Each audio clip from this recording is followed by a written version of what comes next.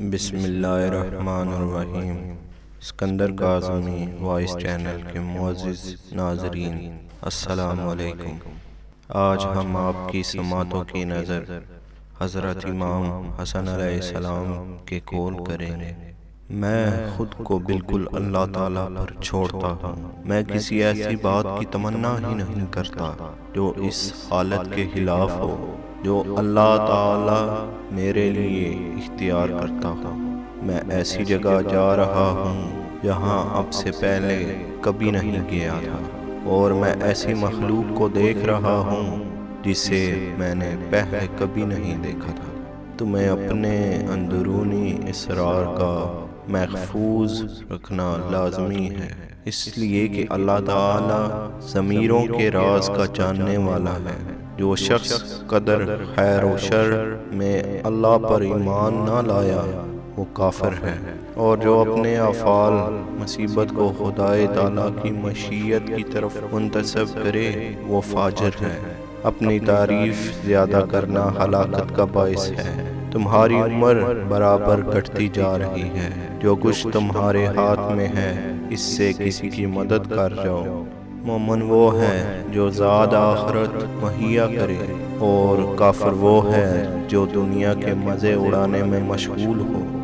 اچھے اخلاق 10 ہیں: زبان کی سچائی، حقوق العباد، احسان کا بدلہ، سائل کو دینا، صلہ رحم، مہمان نوازی، باطل سے جنگ کے وقت حملے میں شدت، پڑوسی کی حفاظت، اور سب سے بڑھ کر شرم و حیا۔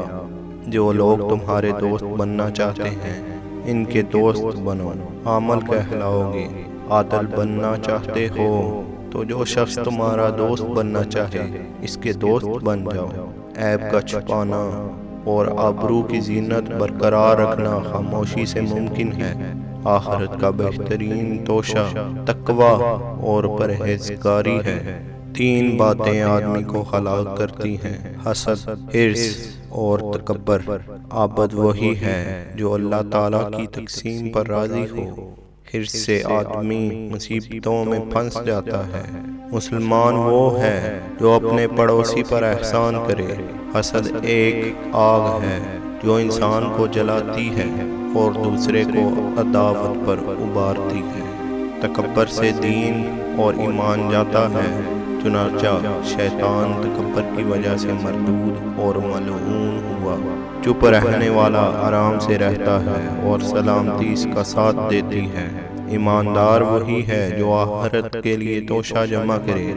جس کے پاس عقل نہیں اس کے پاس ادب نہیں، جس کے پاس ہمت نہیں اس کے پاس کامیابی نہیں، اور جس کے پاس دین نہیں اس کے پاس حیا نہیں۔